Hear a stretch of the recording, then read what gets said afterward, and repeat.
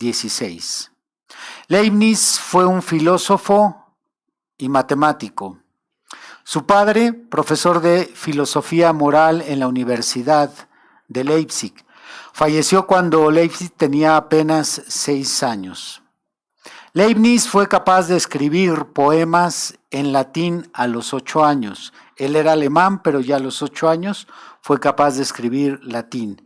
A los 12 empezó a interesarse por la lógica aristotélica a través del estudio de la filosofía escolástica. Junto con su iniciador, que fue otro filósofo también de renombre, René Descartes, Leibniz es el más destacado representante del racionalismo. Dicho sea de paso, vamos a hablar un poquito del racionalismo en la siguiente serie, que es Cerebros de Papel. El principio de razón suficiente. Repitan, el principio de razón suficiente. Una vez más. Este principio, el principio de razón suficiente, es el principio supremo de Leibniz y fue formulado por primera vez por él, el cual dice: jamás ocurre algo sin que haya una causa, o al menos una razón determinante. Es decir, algo que pueda servir para dar razón a priori de por qué algo existe y por qué existe de esta manera más bien que de otra. Repito el principio. Jamás ocurre algo sin que haya una causa, o al menos una razón determinante. Es decir, algo que pueda servir para dar razón a priori de por qué algo existe y por qué existe de esta manera más bien que de otra. Dicho de una manera más breve, nada es sin razón o fundamento. Nada de lo que hay, nada de lo que existe, nada de lo que ocurre es sin razón o fundamento. Y en esta fórmula se traduce la insistente pregunta que ya los niños formulan, la pregunta ¿por qué? Si nada es sin razón o fundamento, los niños de una manera inconsciente ya plantean este primer principio. Todos los que han educado a un pequeño, si usted les explica algo, esta es una de las preguntas más insistentes. ¿Por qué? Mira, mi amor, te tienes que bañar. ¿Por qué? Mira, tenemos que ir a recoger a mamá porque si no mamá se va a enfermar. ¿Por qué? Allí en esa pregunta está este primer principio. ¿Cuál es el primer principio?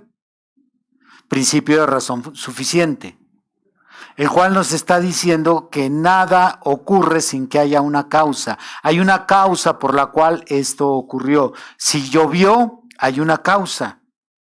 El principio de razón suficiente nos orilla a encontrar una razón del porqué de las cosas, porqué de los acontecimientos. ¿Por qué? Hay una causa, hay una razón determinante, hay una explicación para que podamos decir por qué ocurren las cosas. O dicho de otra manera, dicho a la inversa, las cosas no ocurren sin que haya una razón. Para todo lo que ocurre, para todo lo que pasa, en cualquier situación, en cualquier circunstancia, de cualquier forma, en cualquier tiempo, en cualquier cultura, todo lo que ocurre tiene una explicación, tiene una razón suficiente. ¿Alaban a Dios?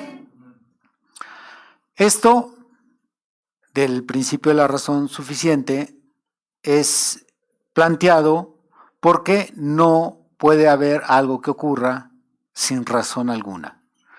No podemos responder ante la pregunta ¿por qué? Porque sí. Esa respuesta sería una respuesta sin sentido. Las cosas no ocurren porque sí. Las cosas ocurren porque hay una causa, hay una razón. Hay un fundamento en lo cual podemos descansar la explicación. Mira, por esto y esto y esto y esto ocurren las cosas. Todo esto es lo que engloba el principio de razón suficiente. Es lo que nos permite entender que las cosas ocurren por alguna razón y no puede ser de otra manera sino por una explicación o porque hay una explicación de que ocurrieron de esa manera las cosas.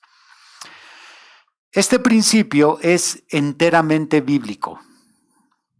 Es un principio filosófico, pero es enteramente bíblico. También, dicho sea de paso, Leibniz era cristiano. Pablo nos dice que cuando se mueven los engranes de la maquinaria divina, se mueven con un propósito. Pablo nos dice que cuando se mueven los engranes de la maquinaria divina, se mueven con un propósito. Las cosas que ocurren en la tierra y en la vida de cualquier ser humano tienen un porqué. Las cosas que ocurren en esta tierra y las cosas que le acontecen a una persona tienen un porqué. No solo es porque sí, sino hay un porqué. Regresemos a Romanos 9.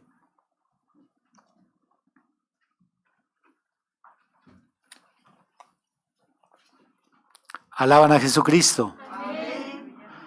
Romanos 9 dice en el versículo 11.